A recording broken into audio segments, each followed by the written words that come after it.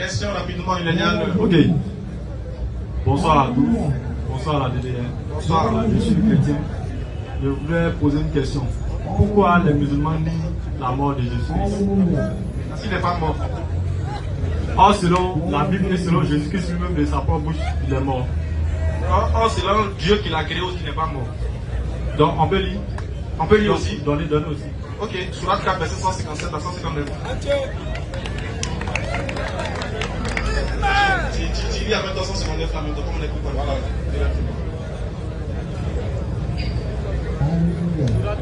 Surat 4, 157, 159. Oui. Il n'y aura personne parmi les gens du livre Dieu dit il n'y aura personne parmi les gens du livre qui n'aura pas foi en lui avant sa qui n'aura mort. pas foi en Jésus avant sa Mort. Vas-y.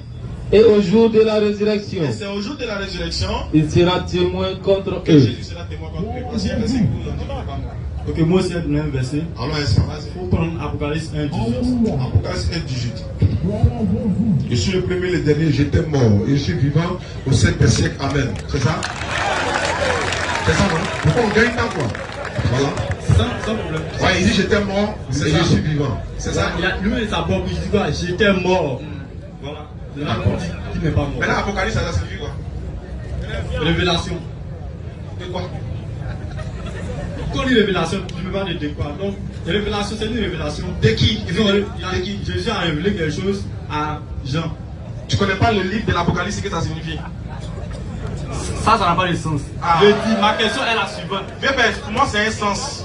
Si tu savais ce que signifie Apocalypse, tu n'allais pas citer quand on veut parler de la mort de Jésus. Parce que selon même tes savants chrétiens, l'Apocalypse est un rajout de la part de l'Église catholique.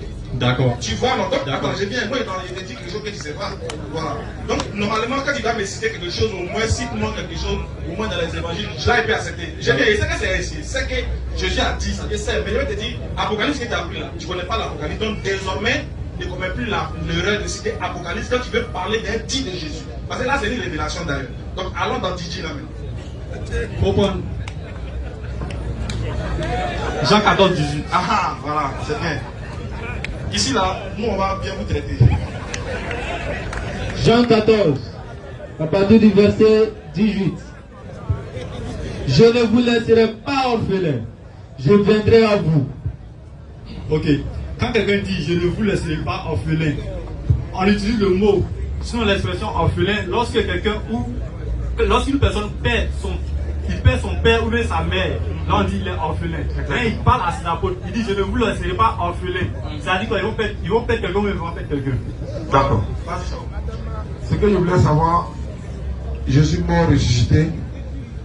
Je veux savoir quelque chose. Selon la Bible, hein, pas selon toi. Jésus a-t-il demandé... Non, je vais laisser ça. Je vais aller directement chez Jonas, Inch'Allah. Est-ce que le prophète Jonas, dans Jonas chapitre 2, verset 1 à 2, la baleine a avalé Jonas, il était mort ou vivant? Il était vivant. Très bien. Jésus a prophétisé dans Matthieu 28, je crois. Il dit sa prophétie, Matthieu 12, 40 à 44. Il dit il va leur donner un signe, ça sera le signe de Jonas. Il dit de la même manière que Jonas a fait 3 jours et 3 nuits dans le ventre du poisson, lui fera 3 jours et 3 nuits dans le sein de la terre. Jonas était vivant. Alors que Jésus dit ils vont voir un miracle qui sera comme l'échelle de Jonas. Mais si Jésus était mort, est-ce que sa prophétie peut être comme Jonas? Ok. Jonas, son esprit était en lui. Mais est-ce que Jésus, quant à Jésus, son esprit était en lui? C'est pas ma question. Moi, c'est que je veux savoir. Jonas là, est-ce qu'il était vivant dans le ventre du poisson? Oui. Jésus a dit ceci, Matthieu 12, verset 40, si vous pouvez lire rapidement, on va voir ce que Jésus a dit et tu vas comprendre. Il n'a pas parlé de son esprit était en lui ou pas. Il parle ici directement. Vas-y frère, alors rapidement. Matthieu 12, verset 40. Oui. Car, De même que Jonas, la même manière que Jonas, fut 3 jours et 3 nuits dans le ventre d'un gros poisson. oui, De même le Fils de l'homme oui. sera 3 jours et 3 nuits dans le sein de la terre. Est-ce que Jonas était vivant? Oui. Jésus aussi était vivant. Ok. Non, non. C'est pas on parle. Il n'y a pas ok et puis on s'avance comme ça. Il dit,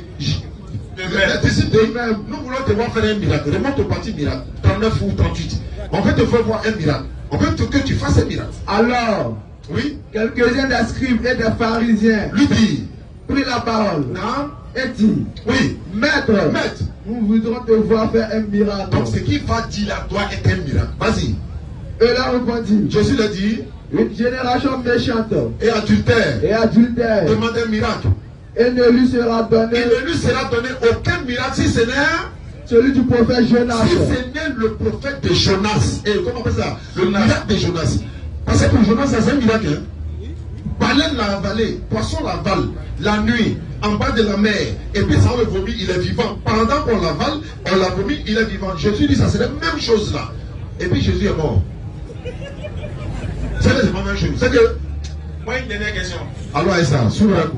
Voilà, vas-y. Je vais me poser une question, mais je me pose question. Non, on échange quoi. Pour comprendre, pour répondre à ta question, souvent il est nécessaire de se poser mutuellement des questions.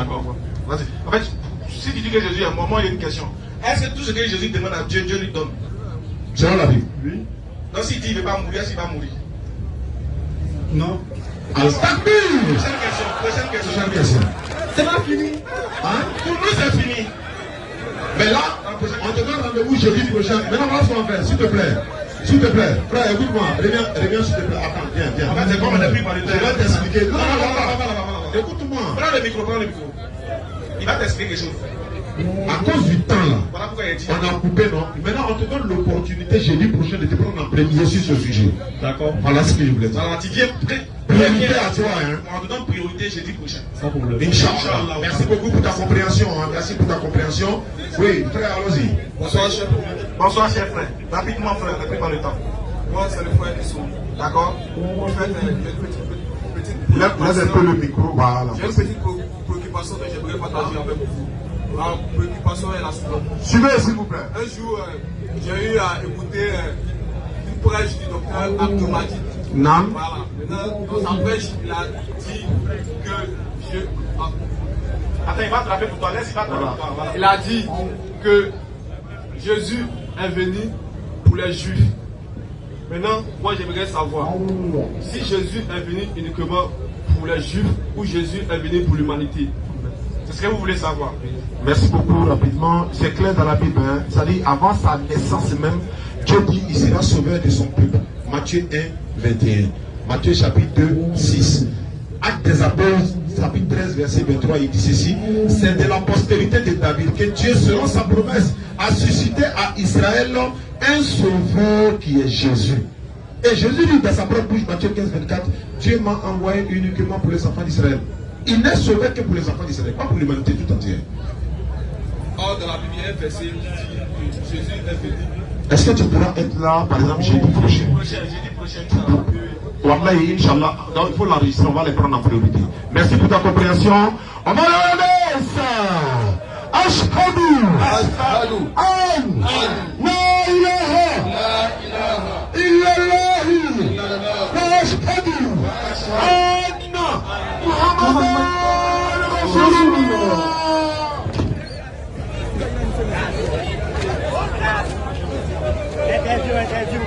Interview. Par interview. Oh Nourdine, viens. Ça va comment vous il y a d'autres qui veulent poser des questions. Interview, demande interview. Voilà, vas-y. Assalamu alaikum. Wa alaikum salam. Alors, nous avons remercions également la DDR pour tout ce que la DDR fait. Oui. Nous remercions également la DDR parce que actuellement, nous, en tant que jeunes musulmans, grâce à la DDR, nous avons pris conscience. Avant, nous étions là, par exemple, les gens venaient nous donner notre vie à Jésus. Mais actuellement, grâce à la DDR, quand les gens viennent nous dire donner votre vie à Jésus, on sait également ce qui se passe. Merci. Donc nous disons également merci à la DDR parce que grâce à la DDR aujourd'hui, la jeunesse ivoirienne a compris assez de choses. Merci beaucoup. Donc je dis également merci à la DDR. Qu'Allah vous fasse nous. Merci beaucoup.